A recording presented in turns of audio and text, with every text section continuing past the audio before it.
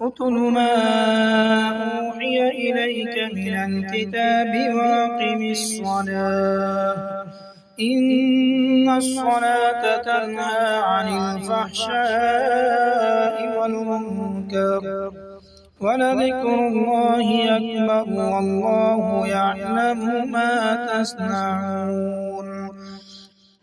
الحمد لله رب العالمين والصلاة والسلام على نبينا محمد وعلى آله وأصحابه ومن تبعهم بإحسان إلى يوم الدين. آج کا یہ درس یا کلاس 9واں درس ہے جو کہ نماز کی دعاؤں کا معنی اور مطلب ہم سمجھنے کی کوشش کر رہے ہیں. الحمدللہ ہم اس کے آخری حصے کی طرف پہنچ گئے ہیں اور آج کے اس کلاس میں 2 باتیں انشاءاللہ ہم جانیں گے. ایک تو سلام پھیرنے کے بعد کون کون سی دعائیں پڑھی جاتی ہیں، ان دعاؤں کا میننگ ہم جانیں گے، اور انشاءاللہ جو وقت بچا ہوا ہوگا مختصر اس میں ہم گرامر کو بھی، جو عربی گرامر کی بالکل بیسک چیزیں ہیں ان کو بھی انشاءاللہ ہم جاننے اور سمجھنے کی کوشش کریں گے، تاکہ حدیث کے اندر جو باتیں آئی ہیں انہیں بھی اور قرآن کریم کی تلاوت کے موقع پر بھی ہم الفاظ کو جان سکیں، سمجھ سکیں، ان کا سمجھنا آسان ہو سکے. کیونکہ ایک لفظ کا میننگ ہمیں معلوم ہے، جب وہی لفظ وہی روٹ ورڈ کے ساتھ جب دوسرے فارم میں آتا ہے تو ہم اس کا معنی نہیں جان پاتے ہیں، محض اس وجہ سے کہ گرامر پتہ نہیں ہوتا ہے. تو انشاءاللہ دونوں باتیں ہم جاننے کی کوشش کریں گے. ہم جب سلام پھیرتے ہیں تو پھر السلام علیکم ورحمۃ اللہ اور السلام علیکم ورحمۃ اللہ داہنے اور بائیں طرف نماز ختم ہو جاتی ہے. اس نماز ختم ہونے کے بعد سب سے پہلا کلمہ، سب سے پہلی دعا یا پہلا جملہ جو رسول اللہ صلی اللہ علیہ وسلم اپنی زبان سے ادا فرماتے تھے وہ آپ بلند آواز سے اللہ اکبر کہتے تھے. ابن عباس رضی اللہ عنہما کہتے ہیں کہ رسول اللہ صلی اللہ علیہ وسلم کی نماز ختم ہو گئی ہے، ہم اندازہ لگاتے تھے بلند آواز سے اللہ اکبر کے ذریعے. لہذا امام کو بھی اونچی آواز سے اللہ اکبر کہنا چاہیے اور مقتدیوں کو بھی کہنا چاہیے. ہماری مسجد میں اس چیز کی کمی ہے، میں نے کئی بار محسوس کیا ہے کہ مقتدیوں کی طرف سے اللہ اکبر اور استغفر اللہ 3 بار یہ دونوں آواز بڑی دھیمی رہتی ہے اور تیز ہونی چاہیے. بلند آواز کے ساتھ کہا جانا چاہیے اور اس کو ذکر کرنا چاہیے.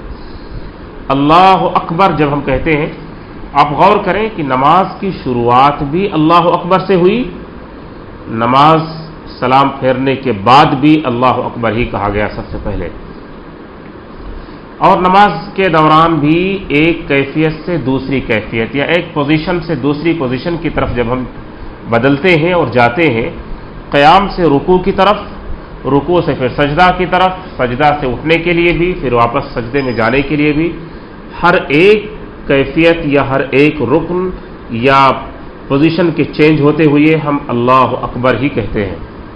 اور نماز میں بار بار اللہ اکبر کا ذکر ہوتا ہے. اس کا معنی یہ ہے کہ اللہ سب سے بڑا ہے. اللہ اکبر کا معنی، اکبر کا معنی سب سے بڑا. اللہ یہ اللہ کا ذاتی نام ہے. ایما تدعو فلہ الاسماء الحسنى، سورہ بنی اسرائیل کی جو آخری آیت ہے، قل الحمد للہ الذی لم تو پوری اس آیت میں آپ کو یہی ملے گا کہ اللہ عز و جل کو اللہ کہو یا رحمان کہو، ایما تدعو، اس کو جس نام سے بھی پکارو. تو اللہ عز و جل کا اللہ ذاتی نام ہے، اور اس آیت کی روشنی میں کہا جاتا ہے کہ رحمان الرحمان بھی اس کا ذاتی نام ہے. باقی جو اور دوسرے ہیں وہ اس کی صفات ہیں. وہ الرحیم کہیں، الغفور کہیں، شکور کہیں، حلیم کہیں، یہ سارے الفاظ، یہ سارے کلمات اس کے صفات ہیں. تو اللہ سب سے بڑا ہے. بار بار ہم اپنی پوری نماز میں اسی چیز کو دہراتے اور ریپیٹ کرتے ہیں کہ اللہ سب سے بڑا ہے. یعنی ہمارے ذہن کے ایک ایک حصے میں، ہماری سوچ و فکر کے ایک ایک کونے میں یہ بات اچھی طرح سے بیٹھ جائے کہ ہم کئی بار یہ کہتے ہیں اپنی زبان سے اور اپنے دل سے یہ مانتے ہیں کہ اللہ ہی سب سے بڑا ہے، یعنی اللہ سے بڑا اب ہمیں کسی کو مان نہیں سکتے، اگر ہم نے کسی کو مانا تو وہ شرک ہوگا۔ اللہ سے بڑا کوئی نہیں، آپ کی مدد کرنے میں، آپ کی تکلیف کو دور کرنے میں، آپ کے لیے خیر کا فیصلہ کرنے میں اللہ ہی سب سے بڑا ہے۔ اس کے بعد رسول اللہ صلی اللہ علیہ وسلم 3 بار کان رسول اللہ صلی اللہ علیہ وسلم اذا انصرف من صلاته استغفر 3۔ حدیث میں ہے کہ نبی صلی اللہ علیہ وسلم جب اپنی نماز سے فارغ ہوتے تھے تو آپ 3 بار استغفر اللہ استغفر اللہ استغفر اللہ کہتے تھے۔ اس حدیث کی روشنی میں کچھ جگہوں پر، خاص طور سے عربوں میں، اللہ اکبر کہنے کا ماحول نہیں ہے، وہ صرف استغفر اللہ استغفر اللہ استغفر اللہ ہی 3 بار کہتے ہیں۔ یہ بھی کہنا صحیح ہوگا اس حدیث کی روشنی میں، لیکن جو اللہ اکبر کہہ کر کے 3 بار استغفر اللہ کہتے ہیں زیادہ بہتر ہے، دونوں حدیثوں پر عمل ہو گیا، ورنہ صرف استغفار کہنے سے بھی بات بن جائے گی اور صحیح ہوگا۔ تو رسول اللہ صلی اللہ علیہ وسلم نے 3 بار اللہ سے استغفار کیا۔ استغفر اللہ کا معنی ہے کہ میں اللہ سے استغفار کر رہا ہوں، میں اللہ سے معافی مانگ رہا ہوں۔ کس چیز کی معافی مانگی جا رہی ہے؟ نماز ختم ہونے کے بعد۔ ابھی تو ہم نے اللہ کی عبادت کی ہے، ابھی تو ہم نے اپنے رب کو راضی اور خوش کرنے کا کام کیا ہے، پھر کون سی غلطی ہے کہ جس پر معافی مانگی جا رہی ہے اور وہ بھی 3 بار؟ اصل میں یہ اس میں 3 بار جو ہم استغفر اللہ کہتے ہیں نماز ختم ہونے کے بعد، اس کے پیچھے کی بھی حکمت کو ہمیں سمجھ لینا چاہیے، اور یہی سب سمجھنا ہے ہمیں، تاکہ یہ سب دعائیں اور الفاظ ایک ٹریڈیشن کی طرح نہیں بلکہ اس کے اصلی معنی کے ساتھ ہمارے دل میں اتر جائے۔ 3 بار استغفار کہنے کے پیچھے حکمت یہ ہے، اس کے پیچھے مقصد یہ ہے کہ اے اللہ، جتنے اخلاص کے ساتھ، جتنے خشوع و خضوع کے ساتھ تیری عبادت کی جانی چاہیے اس کا حق ادا نہیں ہوا ہے۔ ہم نے تیری عبادت کا، نماز پڑھنے کا 100% حق ادا نہیں کیا ہے، کمی رہ گئی ہے، ذہن ادھر ادھر بیچ میں جاتا رہا، خشوع و خضوع کا حق ادا نہ ہو پایا، تیری غلامی اور تیری بندگی کا پورے طور پر حق ادا نہ ہو سکا، اس لیے میں تجھ سے توبہ اور استغفار کر کے معافی مانگ رہا ہوں۔ کہیں ہمیں شیطان اس دھوکے میں نہ ڈال دے کہ آپ بہت نمازی ہیں، آپ سے زیادہ نیک کوئی نہیں ہے، آپ سے زیادہ پرہیزگار اور متقی کوئی نہیں ہے۔ نہیں، ہم جو عبادت کر رہے ہیں اس عبادت کے بارے میں بھی ہمیں خوف ہے دل کے ایک حصے میں کہ کہیں اس عبادت کا حق ادا نہ ہو سکا تو پھر وہ عبادت کس کام کی ہوگی۔ لہذا 3 بار اللہ سے معافی بھی مانگی گئی ہے کہ نماز میں جو کچھ کمی بیشی رہ گئی ہے اور جو کچھ اس کے اندر نقص رہا ہے، اے اللہ میں اس پر تجھ سے معافی مانگتا ہوں۔ اس کے بعد رسول اللہ صلی اللہ علیہ وسلم دعا پڑھتے تھے، آپ اپنی کتاب کے صفحہ نمبر 23 پر دیکھیں گے اس دعا کو، اللہم انت السلام ومنک السلام تبارکت یا ذا الجلال والاکرام۔ یہ ہے رسول اللہ صلی اللہ علیہ وسلم کے الفاظ جو 3 بار استغفار کے بعد آپ کہتے تھے۔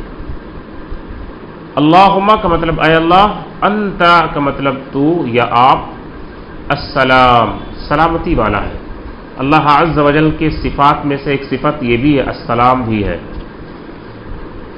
الملک القدوس السلام المؤمن المہیمن العزیز الجبار المتکبر، تو السلام بھی اللہ عز و جل کی صفات میں سے۔ السلام کا مطلب سلامتی والا، جس کے اندر کوئی نقص اور خامی نہیں ہے، جس کے اندر کسی طرح کی کوئی خرابی نہیں ہے، جو مکمل ہے اور ہر طرح کا خیر اس کے اندر پورے طور پر موجود ہے، اور سلامتی اور عافیت بھی اسی کی جانب سے ملتی ہے۔ اللہم انت السلام و منک السلام، و کا مطلب اور، منکا کا مطلب تیری جانب سے، السلام تیری جانب سے ہی سلامتی ملنے والی ہے۔ السلام کا معنی سلامتی، یعنی ہمیں جو سلامتی دنیا و آخرت میں، دنیا و آخرت کی پریشانیوں سے، اس کے شر سے جو سلامتی چاہیے وہ بھی کسی اور کی طرف سے نہیں، تیری ہی جانب سے مل سکتی ہے۔ تو اللہم انت السلام ومنک السلام، اللہ کے السلام نام یا اس کی اس صفت سے ہم واسطہ اور وسیلہ لیتے ہیں کہ اللہ تو السلام ہے، مجھے بھی سلامتی چاہیے، مجھے بھی سلامتی چاہیے، مجھے شر نہیں چاہیے، مجھے فتنہ نہیں چاہیے، مجھے خطرہ نہیں چاہیے، مجھے سلامتی، پیس اور سکون چاہیے، دنیا کے لحاظ سے، آخرت کے لحاظ سے، میرے جسم کے لحاظ سے، میرے مال کے لحاظ سے، میری اولاد کے لحاظ سے، میرے کاروبار اور میری ہر چیز کے لحاظ سے سلامتی چاہیے، کیونکہ یہ سلامتی ہر چیز کے لیے ضروری ہے۔ چند چیزوں میں سلامتی ہو اور چند چیزوں میں نہ ہو تو پھر آدمی مکمل ڈسٹرب رہے گا۔ آپ کو مکمل پیس آف مائنڈ اسی وقت مل سکتا ہے جب ہر اینگل سے آپ کو سکون رہے۔ تو اللہ سے یہ ہر اینگل سے اور ہر چیز میں سلامتی اور سکون کا سوال کیا جا رہا ہے۔ تبارکتا، تبارکتا کا مطلب اے اللہ تو بہت بابرکت ہے، تو بہت بابرکت ہے۔ یا کہتے ہیں عربی میں، یا کسی کو پکارنے کے لیے لفظ استعمال ہوتا ہے۔ ہم اللہ کو جب پکارتے ہیں تو بھی کہتے ہیں یا اللہ، یا ربنا، یا رب، جو بھی، اے فلاں۔ عربی میں آپس میں بھی کسی کو پکارا جاتا ہے تو اس کے لیے یہ لفظ استعمال ہوتا ہے۔ کسی کے نام کے لیے نام کے ساتھ یا کا لفظ، یا عبداللہ کا لفظ استعمال ہوتا ہے۔ یا ذل جلال، ذا کا مطلب والا، ذل جلال کا مطلب جلال والا، اے جلال والے اللہ، والاکرام، واو کا معنی اور اکرام کا مطلب ہوتا ہے عزت، آنر، اے جلال اور عزت کے مالک، اے جلال اور عزت کے مالک، ہم تجھ سے ان چیزوں کا سوال کرتے ہیں۔ یہاں یہ دعا ہوئی۔ سلام پھیرنے کے بعد کی دعاؤں میں چھوٹی چھوٹی کئی دعائیں آئی ہیں، اس میں سے ایک دعا کا اور بھی ہم ذکر کریں گے اور انشاءاللہ اس کو بھی ہم سمجھنے کی کوشش کریں گے۔ بڑی اچھی دعا ہے یہ۔ معاذ بن جبل رضی اللہ عنہ نے اس دعا کو روایت کی ہے۔ حدیث میں ہے کہ اخذ بیدی رسول اللہ صلی اللہ علیہ وسلم، صحابی رسول معاذ بن جبل رضی اللہ عنہ کہتے ہیں کہ رسول اللہ صلی اللہ علیہ وسلم نے میرا ہاتھ پکڑا اور یہ کہا انی لاحبک یا معاذ، کہ اے معاذ یقیناً میں تم سے محبت کرتا ہوں۔ بعض روایتوں میں نبی نے یہ لفظ 2 بار استعمال کیا، 2 بار کہا معاذ سے کہ یقیناً مجھے آپ سے محبت ہے۔ اس میں معاذ بن جبل رضی اللہ عنہ کی بہت بڑی فضیلت ہے کہ رسول اللہ صلی اللہ علیہ وسلم نے معاذ سے اپنی محبت کا اظہار کیا اور اعلان کیا، اور اس سے یہ پتہ چلتا ہے کہ اگر کسی کو کسی سے لگاؤ ہے تو وہ اس کا ذکر کر سکتا ہے اور کہہ سکتا ہے کہ مجھے آپ سے واقعی محبت ہے، مجھے آپ سے واقعی عقیدت ہے، جیسا کہ رسول اللہ صلی اللہ علیہ وسلم نے معاذ بن جبل رضی اللہ عنہ سے کہا۔ صحابی کہتے ہیں کہ فقلت، میں نے کہا وانا احبک یا رسول اللہ، کہ اللہ کے رسول صلی اللہ علیہ وسلم مجھے بھی آپ سے بے پناہ محبت ہے، مجھے بھی آپ سے ویسے ہی عقیدت اور لگاؤ ہے۔ پھر رسول اللہ صلی اللہ علیہ وسلم فرماتے ہیں فلا تدع ان تقول فی دبر کل صلاۃ رب اعنی علی ذکرک وشکرک وحسن عبادتک۔ نبی نے اپنی محبت، اپنی خلوص کا اظہار کرنے کے بعد صحابی سے ان کو نصیحت کرتے ہیں۔ نصیحت کرنے کا یہ بھی ایک انداز ہے اور بڑا محبت بھرا، بڑا اخلاص بھرا یہ انداز ہے کہ آپ کسی سے اپنی عقیدت اور محبت کا اظہار کریں اور پیار اور شفقت سے انہیں بتائیں کہ یہ دعا بڑی اچھی ہے، اس دعا کو آپ ہمیشہ پڑھا کریں، یہ دعا بڑی عمدہ ہے، اس دعا کی بڑی سخت ضرورت ہے ہم سب کو، آپ ہمیشہ پڑھا کریں۔ یقین مانیں کہ وہ بندہ آپ کا احسان مند ہوگا، آپ کا شکر گزار ہوگا اور اس دعا کو وہ اپنے جی جان سے لگا کر پڑھے گا۔ تو اصلاح کا یہ طریقہ ہے جو رسول اللہ صلی اللہ علیہ وسلم نے اپنایا، جو بہت نرم، بہت اخلاق سے بھرا ہوا۔ آپ نے یہ سب کچھ کہنے کے بعد کہا ہر نماز کے بعد، خاص طور سے فرض نماز کے بعد، ہر فرض نماز کے بعد یہ کہنا کبھی نہ چھوڑنا، یہ ہے فلا تدع ان تقول فی دبر کل صلاۃ، کبھی اس دعا کو پڑھنا آپ سے مس نہ ہو، آپ سے چوک نہ جائے، ہمیشہ یہ دعا پڑھنا ہر فرض نماز کے بعد، چھوٹی سی، ربی اعنی علی ذکرک و شکرک و حسن عبادتک۔ بعض روایتوں میں اللہم اعنی علی ذکرک و شکرک ہے، دونوں بھی صحیح ہے۔ آپ ربی اعنی پڑھیں یا اللہم اعنی پڑھیں، دو بھی صحیح ہے۔ ربی کا مطلب اے میرے رب، اعنی میری مدد فرما، کس چیز پر؟ علی، کس چیز پر؟ ذکری کا۔ کاف جب آتا ہے تو کاف آپ کا، تمہارا، اس کے لیے ذکر کا معنی ذکری کا، آپ کا ذکر۔ اے اللہ آپ کے ذکر پر تم میری مدد فرما کہ میں تیرا ذکر کروں، وشکرک، اور تیرے شکر کرنے کے لیے بھی تم میری مدد فرما کہ میں تیرا شکر ادا کروں، تیرا ذکر اور تیرا شکر۔ تیسری چیز وحسن عبادتک، واو کا معنی اور، حسن کا معنی وہی جو ہم اردو میں استعمال کرتے ہیں، خوبصورتی، عبادتک تیری عبادت، اور تیری بہترین عبادت کی تو مجھے توفیق عطا فرما اور میری مدد فرما۔ عبادت صرف عبادت نہیں بلکہ بہترین عبادت، وہ حسن عبادتک۔ اس میں اللہ عز و جل سے 3 چیزیں مانگی گئی ہیں، ذکر، شکر اور اچھی عبادت، اور ان 3 چیزوں کے لیے اللہ سے مدد مانگی گئی ہے کہ اللہ مجھے توفیق دے، میری مدد فرما، مجھے اس بات کے لیے تو اندر سے تیار کر دے، اس چیز کو تو میری زبان پہ جاری کر دے، اس بات کو تو میرے دل میں اتار دے، میرے ذہن میں بیٹھا دے اور اس کو بسا دے۔ یہ بہت ضروری ہے، ادروائز بہت ساری دعائیں ہمیں معلوم ہیں، بہت سارے نیکی اور خیر کے کام ہمیں پتہ ہے، لیکن ہو نہیں پاتا ہے۔ دن نہیں، مہینے نہیں بلکہ سال پہ سال گزر جاتا ہے، اور بہت سارے کاموں کا ہم ارادہ کرتے ہیں اور نہیں کر پاتے ہیں، یا نیکی کا ہم نے ارادہ کیا اور آگے جا کر ارادہ بدل گیا، نیکی نہ ہو سکی، وہ توفیق نہ مل سکی۔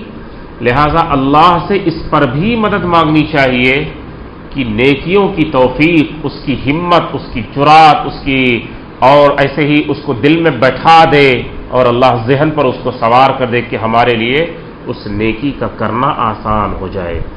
تو دونوں چیزوں پر اللہ سے مدد مانگنی چاہیے، نیکیوں کے کرنے پر بھی اور گناہوں سے بچنے پر بھی۔ ہمیں کبھی اپنے ایمان و تقویٰ پر بھروسہ کر کے بیٹھ نہیں جانا چاہیے کہ ہم دنیا کے بہت متقی آدمی، یہ گناہ ہم نہیں کریں گے، گناہ بڑے پرہیزگار آدمی ہیں۔ یہ شیطان کا شر اور وسوسہ ہے۔ اللہ عز و جل ہم سب کو محفوظ رکھے، اور اللہ عز و جل ہمارے نفسوں اور دلوں کو پاک فرمائے۔ کبھی کبھار شیطان بہت نیک صالح آدمی کے اوپر بھی غالب آ جاتا ہے۔ اللہ عز و جل نے یوسف علیہ السلام کے اس واقعے میں فرمایا کہ اگر میری مدد نہ ہوتی تو یوسف گناہ سے بچ نہیں پاتے۔ تو یہاں پر بھی اللہ سے مدد مانگی گئی ہے۔ ایک دعا بھی اس سلسلے میں ہے، رب اجعلنی لک شکارا لک ذکارا لک رہابا لک مخبتا لک مطواعا والیک اواہا منیبا۔ یہ دعا بھی ایک ہے، جو چاہیں اس دعا کو یاد کر سکتے ہیں۔ اس کا مطلب یہ ہے کہ اے میرے رب تو مجھے بہت زیادہ ذکر کرنے والا، بہت زیادہ شکر کرنے والا اور بہت زیادہ اپنا فرما بردار بنا دے، اور اپنے آپ سے تو مجھے بہت زیادہ ڈرنے والا بنا دے، اور بار بار تیری طرف رجوع کرنے والا اور تیری طرف جھکنے والا مجھے بنا دے۔ تو یہ دعا بھی جامع ہے جو ان تینوں کے ساتھ ساتھ اور بھی چیزیں اس کے اندر آ جاتی ہیں۔ اس کے بعد آپ ایک اور دعا کو دیکھ لیں، لا الہ الا اللہ۔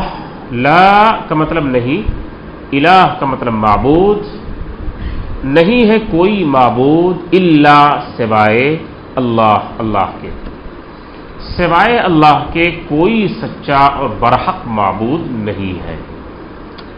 وحدہ، وہ اکیلا ہے، لا شریکا، کوئی اس کا پارٹنر یا کوئی اس کا شریک و ساجھی نہیں ہے، لا شریکا لہو، لہو کا مطلب اللہ کا، اس کا کوئی شریک نہیں ہے۔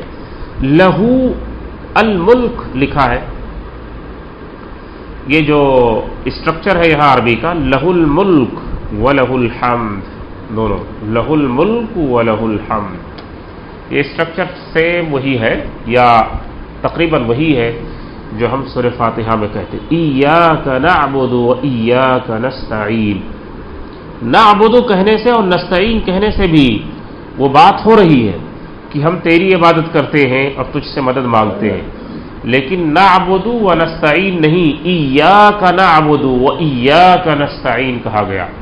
اس کا مطلب یہ ہے کہ اللہ ہم تیری ہی عبادت کرتے ہیں اور تجھ ہی سے مدد چاہتے ہیں، یعنی عبادت کرنے میں تیرے سوا ہم کسی کو شریک نہیں مانتے اور نہیں سمجھتے اور نہ ٹھہراتے ہیں کسی کو۔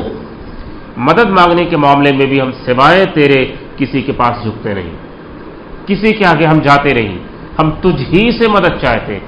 یہ لہ الملک کا معنی وہی ہے کہ بادشاہت تیرے ہی لیے ہے، یہاں ہو ہے اس لیے ہم اس کا ترجمہ کریں گے بادشاہت ہر طرح کی، الملک ہر طرح کی بادشاہت، ہر طرح کی حکمرانی، ہر طرح کا غلبہ، طاقت، بادشاہت اسی کے لیے ہے، یعنی اس کی بادشاہت میں رتی بھر بھی کوئی شریک نہیں ہے۔ وَلَهُ اور اسی کے لیے ہے الحمد، ہر طرح کی تعریف، اسی کے لیے ہے ہر طرح کی بادشاہت، اسی کے لیے ہے ہر طرح کی تعریف۔ یعنی توحید کو بڑی گہرائی سے بیان کیا جا رہا ہے، بہت بڑی ڈیپ میننگ کے ساتھ توحید کو لایا گیا ہے۔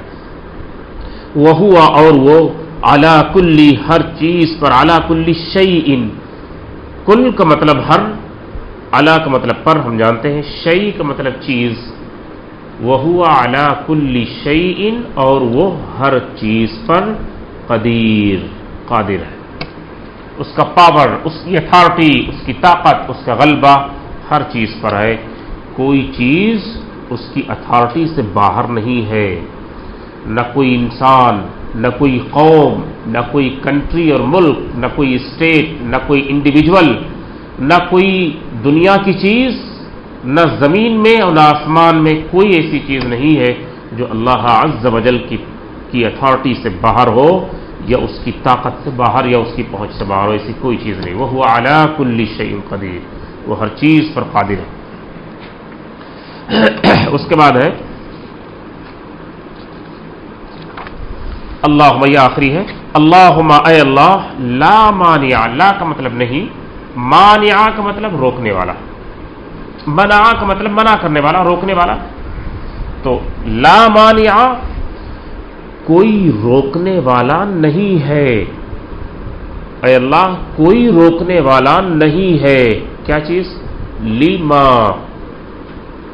لیما وہ جو اعطیتا جو تو نے دے دیا اس کو کوئی روک نہیں سکتا ہے۔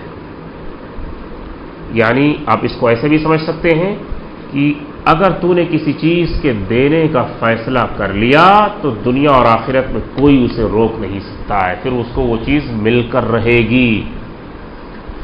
اس کے بعد ولا اور نہیں، معطیہ کوئی دینے والا، لما اس چیز کو، جسے ما منعتا جسے تو نے روک لیا، جسے تو نے روک لیا اسے کوئی دینے والا نہیں ہے۔ یعنی اللہ عز و جل اگر کسی کو کسی چیز سے محروم کرنا چاہے تو پھر وہ بندہ اس سے محروم ہی ہوگا، وہ جو مرضی کر لے، جہاں مرضی چلا جائے، اس کو وہ چیز مل نہیں سکتی ہے۔ اور جس کو اللہ جو چیز دینے کا فیصلہ کر لے تو پھر پوری دنیا مل کر بھی اس چیز کو روک نہیں پائے گی، اللہ اس کو دے کر رہیں گے اور اس کو مل کر رہے گا۔ ما یفتح اللہ، قرآن کہتا ہے ما یفتح اللہ للناس من رحمت فلا ممسک لها وما یمسک فلا مرسل له من بعده وهو العزیز الحکیم۔ بالکل جو اس میں ہے وہی قرآن کریم کی آیت میں یہی بیان کیا گیا ہے کہ اللہ عز و جل جس کے لیے اپنی رحمت کے دروازوں کو کھول دے تو اللہ کے کھولے ہوئے اس رحمت کے دروازوں کو کوئی بند نہیں کر سکتا ہے۔ کسی کے پاس اتنی پاور، اتنی اتھارٹی اور جرات اور طاقت نہیں ہے کہ وہ اس کو روک دے یا اس کو ٹال دے یا ڈیلے کر دے۔ اور جس کے اللہ عز و جل نے جس کے لیے اپنی رحمت کے دروازوں کو بند کر دیا تو پھر اس دروازے کو کوئی کھول نہیں سکتا ہے۔ اس کے بعد ولا ينفع، نفع، ينفع کا مطلب ہوتا ہے نفع دینا، فائدہ پہنچانا، بینیفٹس۔ ولا ينفع، اور فائدہ نہیں دے گا، ذل جدی، ذل جد کہتے ہیں دولت مند، جد کا مطلب دولت، ذا کا مطلب والا، دولت والا یعنی دولت مند۔ دولت مند کو فائدہ نہیں دے گا کیا چیز؟ من کل جد، من کا مطلب تجھ سے یا تیری جانب سے یا تیرے پاس سے، جو بھی سینٹنس کے حساب سے اس کا ترجمہ کریں گے۔ الجد کا مطلب ہوتا ہے دولت یا طاقت یا پاور یا قوت، یعنی کسی دولت مند کو اس کی دولت تیرے پاس فائدہ نہیں دے گی، کام نہیں آئے گی۔ آخرت کی طرف اشارہ ہے کہ اس دنیا میں دنیا کا سب سے بڑا دولت مند انسان کیوں نہ ہو، قیامت کے دن کوئی فائدہ نہیں۔ وہ اگر یہ سوچے کہ وہ اپنی دولت تجھے دے کر کچھ سودا کر لے، کچھ لین دین ہو جائے، تو قرآن نے بار بار اس کو کہا ہے کہ کفار و مشرکین یہ چاہیں گے کہ یہ زمین بھر بلکہ اور اسی کی طرح سونا مل جائے اور وہ سب کچھ دے دیں، زمین بھر کے سونا اور اسی کے برابر اور ان ڈبل، اور وہ سب کچھ دے دیں اللہ کے پاس اور جہنم سے چھٹکارا پا جائیں تو چھٹکارا نہیں ملے گا۔ اس دن تو پہلی بات کسی کے پاس کچھ رہے گا نہیں، کسی ایک چیز کا بھی بندہ مالک نہیں ہوگا، دھاگے کا بھی مالک نہیں ہوگا قیامت کے دن۔ ویسے ہی قیامت کے دن ہوں گے ہم سب کے سب کہ جیسے اپنی ماں کے پیٹ سے ہم پیدا ہوئے ہیں، بغیر کپڑوں کے، بغیر ختنے کے، اور مکمل اسی حالت میں اللہ کی بارگاہ میں پیش کیے جائیں گے۔ دنیا میں جو کچھ بھی رہا ہو وہاں انسان کسی چیز کا مالک نہیں ہے، وہاں آپ ہیں، آپ کے اعمال ہیں اور اللہ کی عدالت ہے، بس۔ تو اسی جانب اشارہ کیا گیا ہے کہ یہ سب کچھ چیزیں کام نہیں آنے والی ہیں۔ تو نماز کے بعد کی دعاؤں میں سے یہاں تک دعائیں ہیں۔ اس کے بعد کے بھی اذکار ہیں، آیت الکرسی وغیرہ جو میں نے اس کتاب میں درج کیا ہے، اس کو بھی ہم انشاءاللہ جانیں گے کیونکہ یہ بھی بہت اہم ہے اور ضروری ہے۔ کل کے درس میں انشاءاللہ آیت الکرسی کا ہی ذکر ہوگا کہ کیوں فرض نماز کے بعد اسے پڑھا جانا چاہیے، اس کے پڑھنے کا فائدہ کیا ہے، اس کی ضرورت کیا ہے، اور اس آیت الکرسی کا معنی کیا ہے۔ تو دونوں ہم انشاءاللہ یہ ساری تفصیلات و ڈیٹیل کل کے درس میں یا کلاس میں انشاءاللہ ہم سمجھنے کی کوشش کریں گے۔ تھوڑا سا گرامر کی طرف ہم آئیں گے اور اس کو آپ اپنی کتاب سے ہیلپ لے سکتے ہیں۔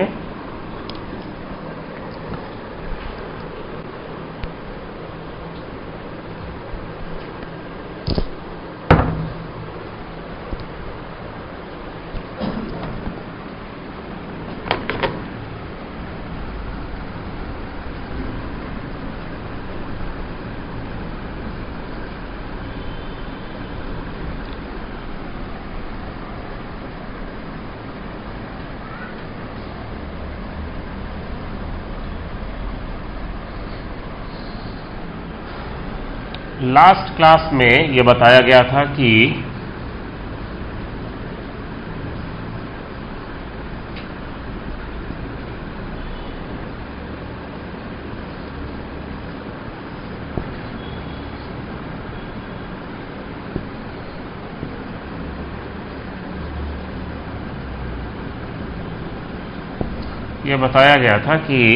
مسلم لفظ جو ہم پڑھتے ہیں، مسلم، یہ لاسٹ کلاس کو دوبارہ میں واضح کر رہا ہوں کیونکہ اس کے بعد جو بتانا ہے وہ بھی اسی سے ریلیٹڈ ہے انشاءاللہ۔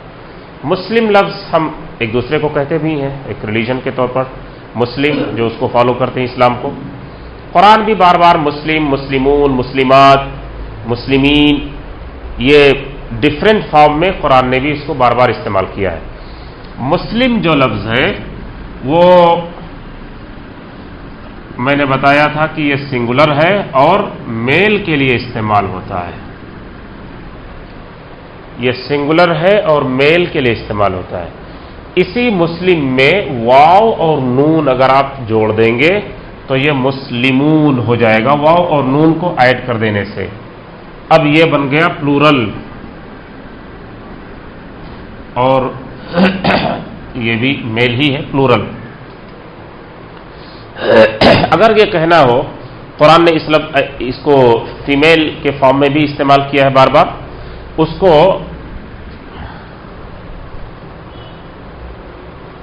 کہاں جا کے پھنس رہا ہے بھائی، یہ اس کو چھوڑا دیں گے یہاں.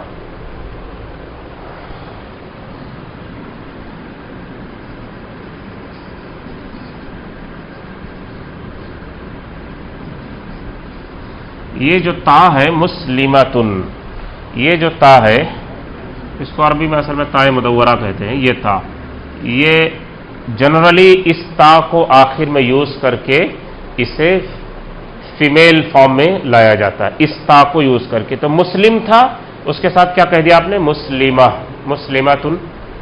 مسلمن سے مسلمتن، یہی مسلم ہے، یہاں پر بھی یہ تا آپ نے ایڈ کر دیا. اب یہ ہو گیا فیمیل.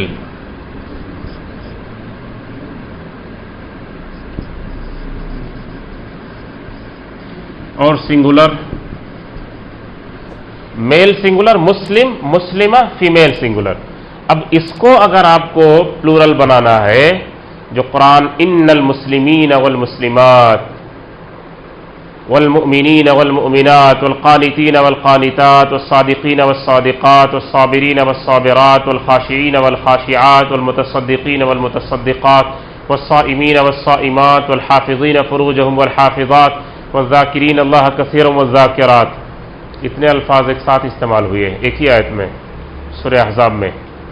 تو اب یہ پورے معنی آپ کو سمجھ میں آ جائیں گے، ایک میل دوسرا فیمیل، ایک میل دوسرا فیمیل، مسلمان مرد مسلمان عورتیں، روزہ رکھنے والے مرد روزہ رکھنے والی عورتیں، ذکر کرنے والے مرد ذکر کرنے والی عورتیں. تو آپ کو پوری آیت کا معنی سمجھ میں آ جائے گا. یہ ہوا مسلمہ، اس کو آپ الف اور تا کے ساتھ بڑھائیں گے، الف اور تا کے ساتھ آپ یہ لائیں گے مسلماتن. یہ اب یہ ہو گیا پلورل فیمیل. تو بہت سمپل ہے،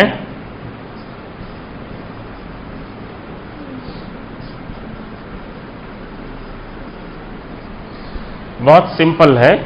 اس کو ذہن میں رکھیں گے تو بات آسانی سے آ جائے گی انشاءاللہ ذہن میں. میننگ وہی رہتا ہے، بس وہ میل ہے یہ فیمیل ہے، مذکر اور مؤنث، واحد اور جمع. تو ایسے ہی ایک چیز آپ دیکھیں ہمیشہ آتا ہے،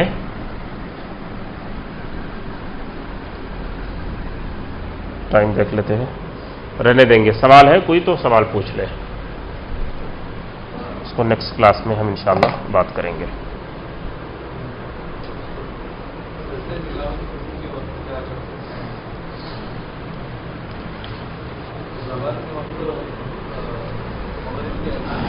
کیا ہے سوال؟ پھر سے ذرا دہرائیں.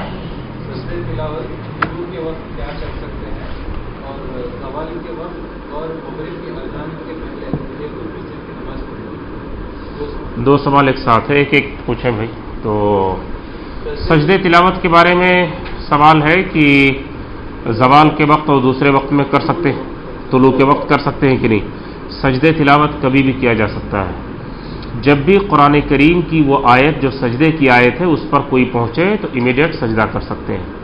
بعد میں بھی کیا جا سکتا ہے اگر کسی نے امیڈیٹ نہیں کیا تو، لیکن سجدے تلاوت کے لیے کسی وقت میں بھی کوئی رکاوٹ نہیں ہے، کبھی بھی کیا جا سکتا ہے. اس کے بعد تحیۃ المسجد کا ذکر ہے. تحیۃ المسجد کے بارے میں سوال ہے کہ زوال کے وقت اور مغرب کی اذان سے پہلے یعنی غروب کے وقت میں آپ کہہ لیں یا اس سے تھوڑا آگے پیچھے، اس وقت پڑھی جا سکتی ہے یا نہیں؟ نبی صلی اللہ علیہ وسلم نے جو الفاظ استعمال کیے وہ ایسے ہیں کہ اذا جاء احدکم المسجد فلا يجلس حتى يصلي ركعتين، کہ تم میں سے کوئی بھی شخص جب مسجد میں آئے تو 2 رکعت پڑھے بغیر نہ بیٹھے. تو یہاں رسول اللہ صلی اللہ علیہ وسلم نے اس کو کنڈیشنل ہے یہاں پر، جب مسجد میں کوئی آئے تو اس وقت پڑھے. تو وہ مغرب کا وقت ہو رہا ہو یا عصر کے بعد کا وقت ہو، اس سے کوئی فرق نہیں ہے، تحیۃ المسجد کا پڑھنا جائز ہے۔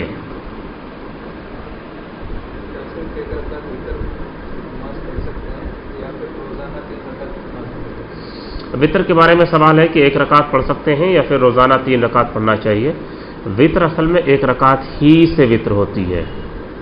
جہاں 3 رکعت کا ذکر ہے اس میں بھی اس حدیث میں صحیح مسلم میں آپ دیکھیں کہ اس میں لکھا ہے کہ وَيُوتِرُ بِوَاحِدَةٍ، 3 رکعت والی نماز میں بھی رسول اللہ صلی اللہ علیہ وسلم ایک رکعت سے وطر کرتے تھے، یعنی 2+1۔ تو جب تک یہ آخر والا ایک نہیں پڑھیں گے تب تک وہ وطر نماز نہیں ہوگی۔ لیکن کوئی اگر یہ پوچھے کہ صرف سنگل ایک رکعت بھی وطر پڑھنا جائز ہے کہ نہیں، تو صرف سنگل ایک رکعت بھی وطر پڑھنا جائز ہے، حدیث میں اس کا ثبوت و دلیل موجود ہے۔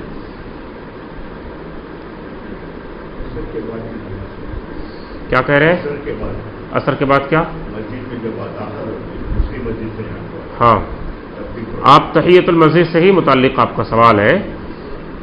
عصر کے بعد میں نے اس کو واضح کر دیا ہے کہ تحیۃ المسجد کے لیے چونکہ یہ ایک عام نفلی نماز نہیں ہے، تحیۃ المسجد کا معاملہ وہ کنڈیشنل ہے مسجد میں داخل ہونے سے، تو وہ عصر کے بعد ہو یا فجر کے بعد ہو۔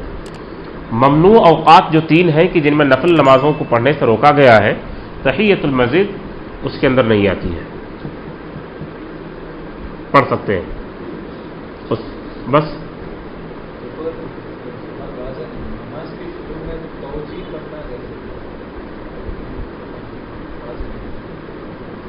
توجیہ تو سوال کلیئر نہیں ہے۔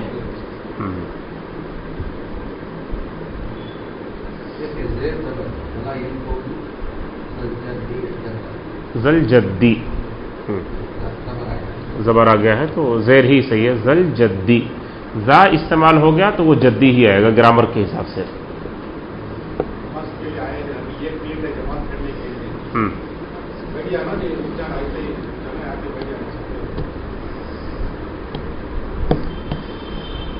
یہ جو مسئلہ ہے ویسے اس میں ایک تو اگر اس حدیث پہ عمل کیا جائے کہ جس میں نبی صلی اللہ علیہ وسلم نے فرمایا کہ جب بھی آئے آدمی پڑھے، تو اس حدیث کی روشنی میں مصلی کا یا آنے والے کا یہ کام ہونا چاہیے کہ وہ آئے، 1 منٹ ہے کہ 2 منٹ ہے، اسے اس کی پرواہ کیے بغیر وہ پڑھنا شروع کر دے۔ لیکن پھر اذا اقیمت الصلاۃ فلا صلاۃ الا المکتوبہ، پھر یہ حدیث بھی جا کر وہاں اپلائی ہو جائے گی کہ آپ نماز پڑھ رہے ہیں لیکن اگر اقامت شروع ہو گئی وقت ہوتے ہی تو آپ کو وہ نماز چھوڑ دینی ہوگی، آپ کو تحیۃ المسجد یا سنت جو بھی ہے آپ کو وہ نماز چھوڑ دینی ہوگی، پھر آپ اس جماعت میں آپ شامل ہوں گے اور شریک ہوں گے، کیونکہ اس وقت پھر اور کوئی نماز پڑھنا آپ کے لیے جائز نہیں ہوگا۔ بعض لوگ یہ سوچتے ہیں کہ جیسے ابھی 1 ہی منٹ بچا ہے، 1 منٹ سے بھی کم وقت بچا ہے، ہم 1 رکعت بھی پڑھ نہیں سکیں گے، تو کھڑے کھڑے کچھ اللہ سے دعا کر لیتے ہیں، اذکار کر لیتے ہیں، کوئی بات نہیں، بیٹھنا اتنا بہتر نہیں ہوگا۔ حرام اور ناجائز کی حد تک نہیں ہے میٹر کہ اگر کوئی بیٹھ گیا تو پھر اس کو گنہگار مانا جائے، لیکن چونکہ رسول اللہ صلی اللہ علیہ وسلم نے حکم یہی دیا ہے کہ وہ 2 رکعت پڑھ کے ہی بیٹھے، اس لیے اگر کوئی کھڑے کھڑے دعا اور اذکار اور ذکر کر لیتا ہے تو بہتر ہے۔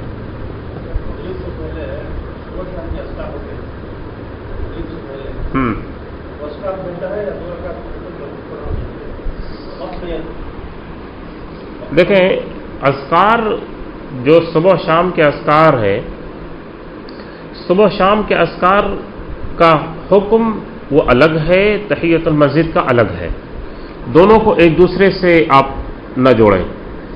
اگر کوئی مسجد میں پہنچ رہا ہے مغرب سے پہلے تو آپ کا بیسکلی سوال یہ ہے کہ اسے اذکار کر لینا چاہیے یا کہ 2 رکعت پڑھ لینا چاہیے۔ وہ اذکار بعد میں بھی کر سکتا ہے، 2 رکعت اس کا پڑھ لینا زیادہ بہتر ہوگا۔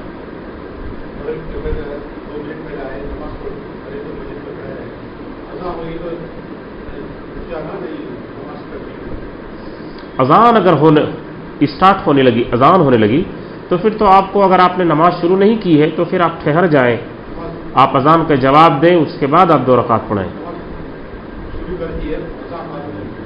ہاں نماز آپ نے شروع کر دیا تو پھر کوئی بات نہیں، اذان ہو رہی ہے، ہونے دیجیے، آپ اپنی نماز کمپلیٹ کیجیے۔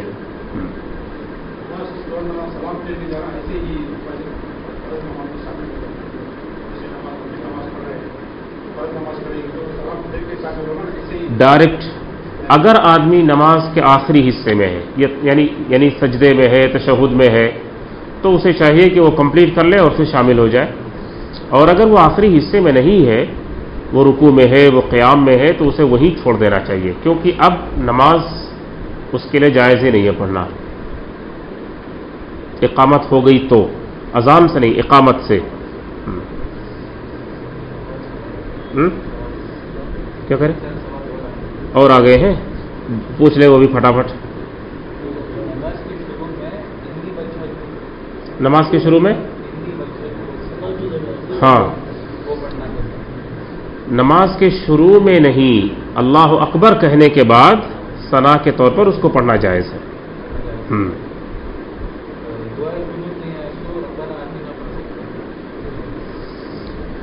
دیکھیں دعائے قنوت جو وطر کی ہے وہ خاص وطر کی دعا ہے، اب وہ دعا کے بجائے کوئی ریپلیس ہم کسی دوسری دعا کو اس دعا سے نہیں کر سکتے ہیں، ہمارے لیے جائز نہیں ہے ایسی بات کہنا۔ جن کو یاد نہیں ہے ان کو یاد کرنا چاہیے، جب تک یاد نہیں ہے تب تک چھوڑ دینا چاہیے۔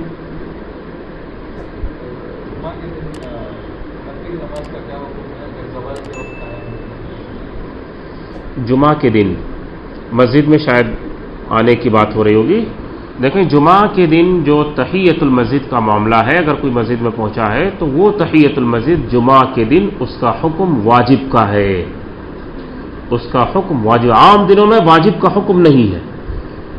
کسی نے نہیں پڑھا تو گنہگار نہیں ہوگا، پڑھنا بہتر ہے، لیکن جمعہ کے دن اس کا حکم واجب کا ہے، آپ بیٹھ ہی نہیں سکتے ہیں جب تک 2 رکعت نہ پڑھ لیں، وہ زوال کا وقت ہو یا جو بھی وقت ہو، اس کی کوئی پرواہ نہیں کی جائے گی۔